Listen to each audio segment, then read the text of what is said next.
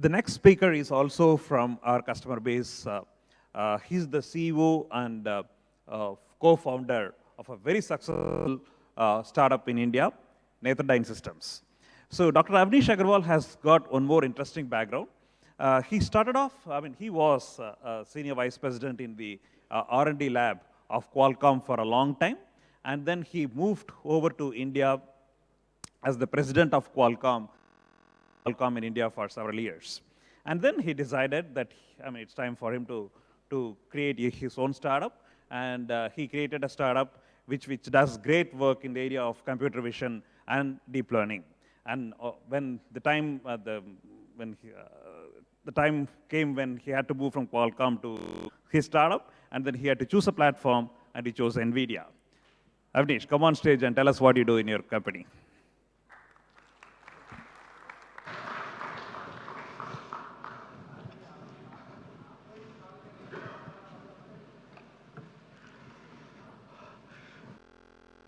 And Sundar, thanks for the great introduction. So today I'm going to talk about using embedded deep learning to improve driver and road safety. And during the course of the talk, I think I'll give you more context on my cover screen. All right. Very briefly about our company, Netradyne. From the name you can gather, Netra is vision in Hindi or Sanskrit, and Dyne means force in Greek, right? So it's a force of vision. We're essentially a global artificial intelligence company. We have offices in Bangalore and San Diego. And our first product is focused on commercial vehicle driver safety.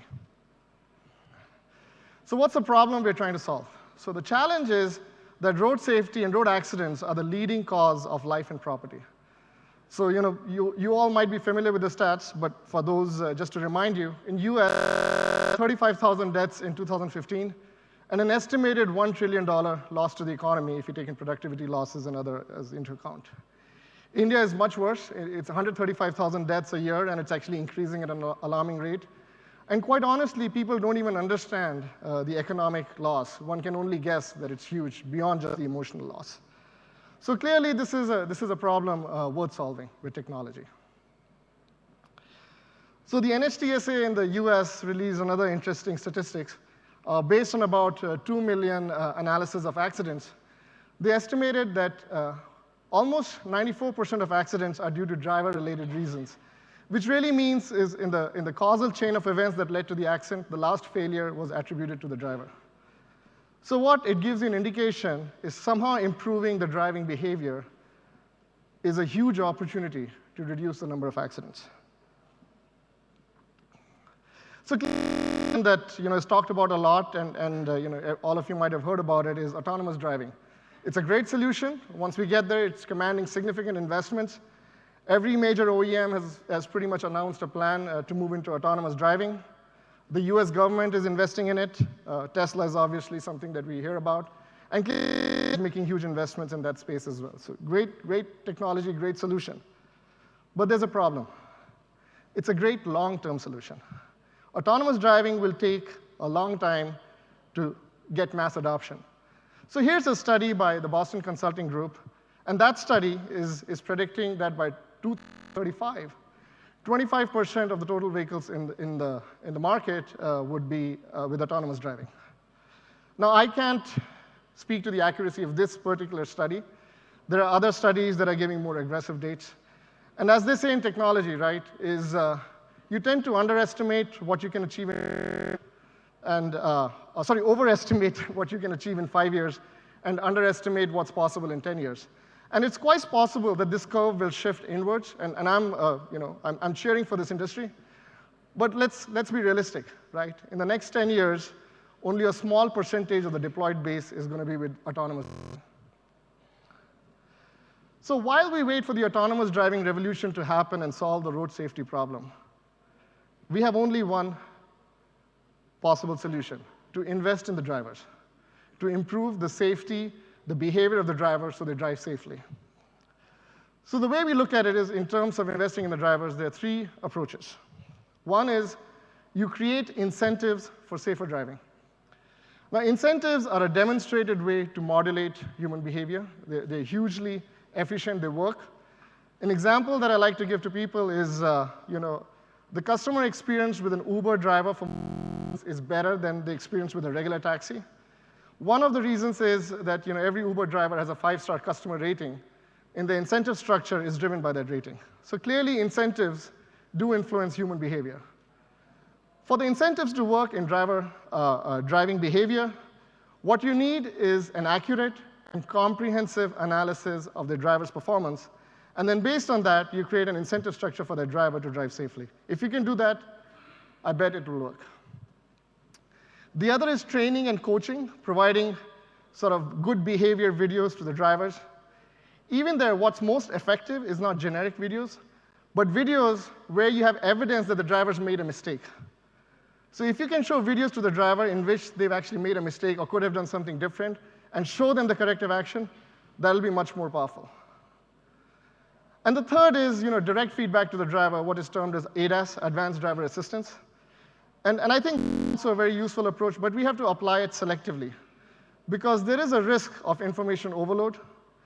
So as an example, if the driver is very well aware of its surroundings and is making conscious decisions on conscious driving decisions, then actually giving information to the driver may actually distract, create an unsafe event out of a safe event. So you have to be very selective. As an example, one approach could be is you monitor the driver and actually have algorithm to detect if the driver is distracted. And only if you have a combination of unsafe and distracted driver, you alert the driver. So it has its place in improving behavior, but it has to be applied selectively.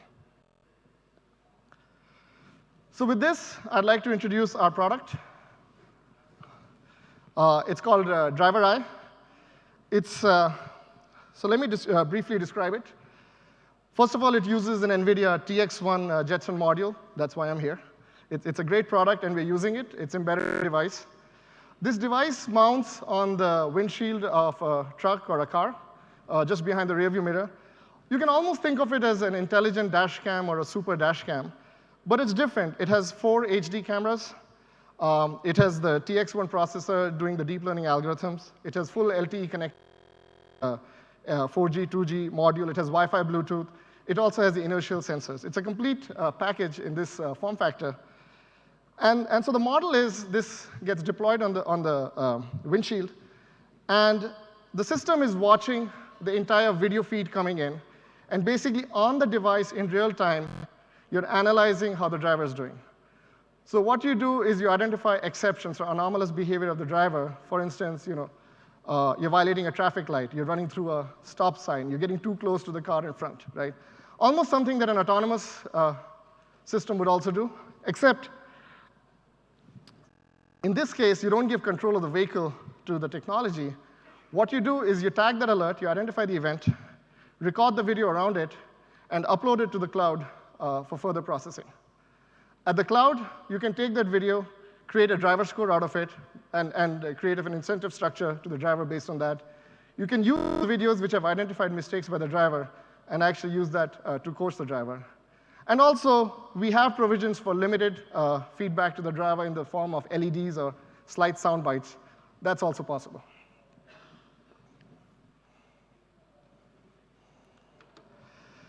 So what we're really building is almost like a distributed cloud. It's a full IoT system where you have all of these devices installed in thousands of trucks, each with a teraflop of computing power, because that's what the TX1 has. And really sort of our philosophy is you want to push, in an IoT system, you want to push intelligence as much as possible to the edge. It scales better. It has much lower latency. And important when you're dealing with video and images is bandwidth is precious. And you want to consume as much of the bandwidth as possible on device. It's simply not practical to send that video up to the cloud for processing. You have to process that video on the device, and then only important events gets up to the cloud for processing.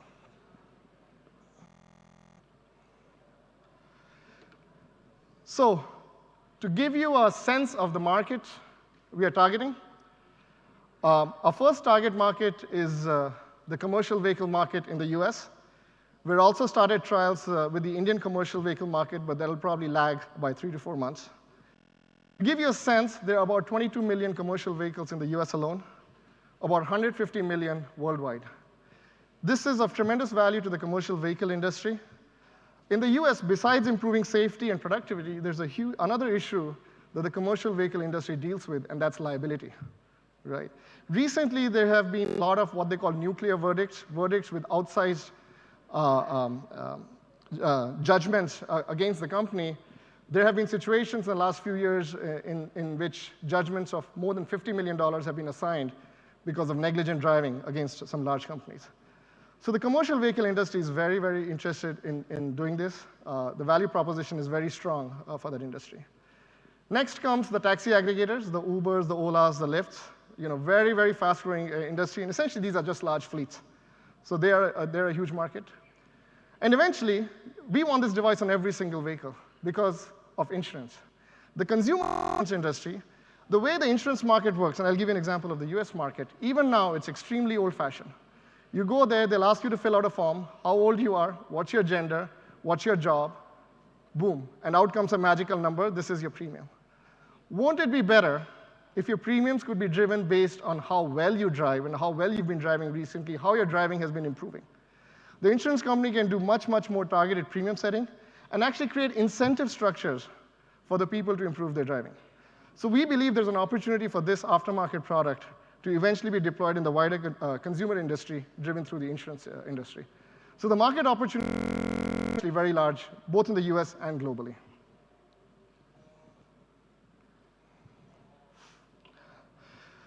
So what are the key features of the Driver Eye product? One, how has the vehicle been driven, right? And we look at all kinds of environmental conditions, night, day, all types of roads, weather conditions, types, because right now our focus is commercial industry, but even the commercial industry encompasses all kinds of vehicles. Where has the vehicle been driven? And I'm not talking about maps and geolocation, that problem is solved. But what are the road conditions? What were the weather conditions? The insurance industry is very interested to find out how the driver's driving in different weather conditions. Analyze and explain the root cause of driving behavior and update the driver score accordingly. One of the things I'll show you in some of my videos is we not only analyze whether an unsafe event happened, we actually even analyze why that event happens. We completely do a temporal processing and understand what was the sequence of actions that led to the unsafe event. This is, for instance, if suddenly a person jumps in front of the car and the driver has to put a hard brake, that's actually a positive thing. You want to reward the driver. You don't want to create a distorted incentive and tell the driver that every time you brake hard, I'm going to penalize you, because then he'll have an incentive not to brake. So clearly, you want to reward positive behavior, not just punitive action. We provide videos for coaching. And then, as I mentioned, we do support driver assistance, but that's not a big focus for us. Our view is long-term modulation of driver behavior will give you stronger dividends.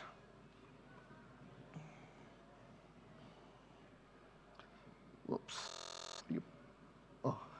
How do you took away my thunder? OK.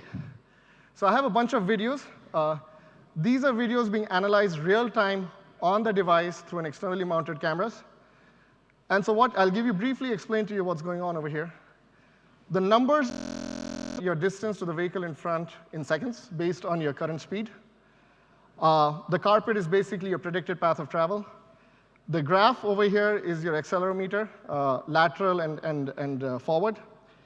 The light indicators over there will indicate to you did you cross a yellow light, or did you actually do would be a warning with a certain driver score. Red light would be actually a very punitive warning with a much larger reduction in driver score. And what you'll see is that as the system is driving, the algorithm automatically analyzes all of these behaviors and determines what is happening.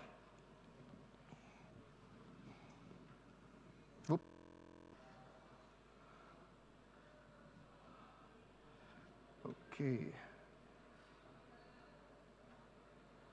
I think I have to go one slide back.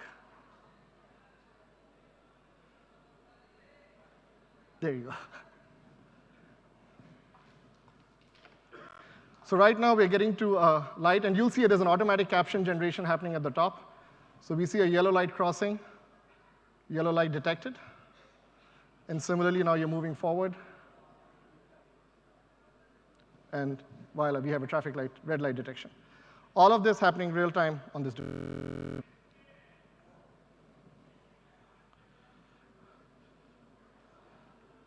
OK, So this is another video. This is actually, if you remember, this is my home screen.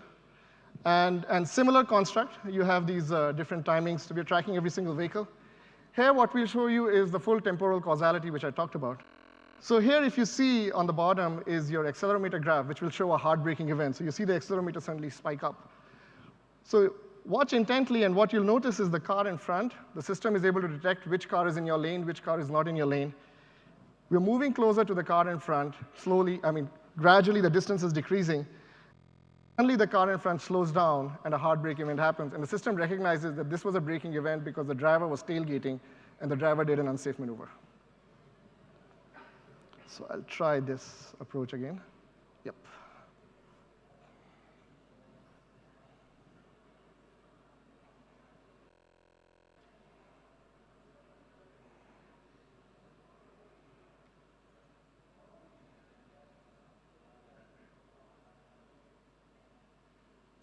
So right there you see it was a hard braking event, and that's because the driver was tailgating. The hard braking event was a G-force of over a 1G.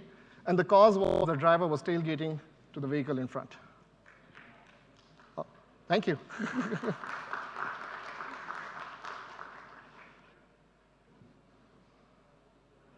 So this is really cool.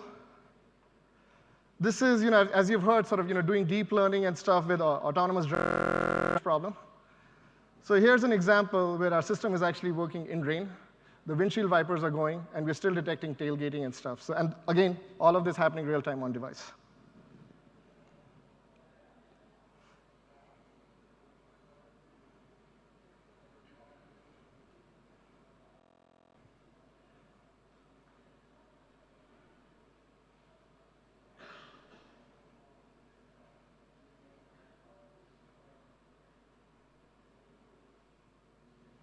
So again, we detected it. So pretty cool stuff. We are continuing to train our system over and over more distances and more vehicles and more weather conditions. So we're very optimistic where all this will go. And in the end, what you do is you collect all of this information from all of this processing.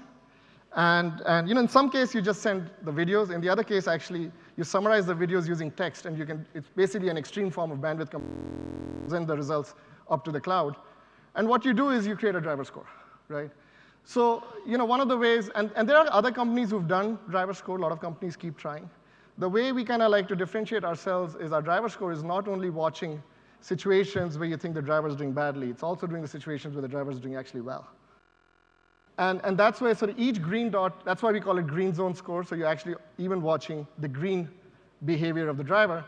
Each dot over here represents 1 minute of travel. And in this example, so many minutes the driver was doing very good, so many minutes yellow and red, and based on that, you come up with a driver score.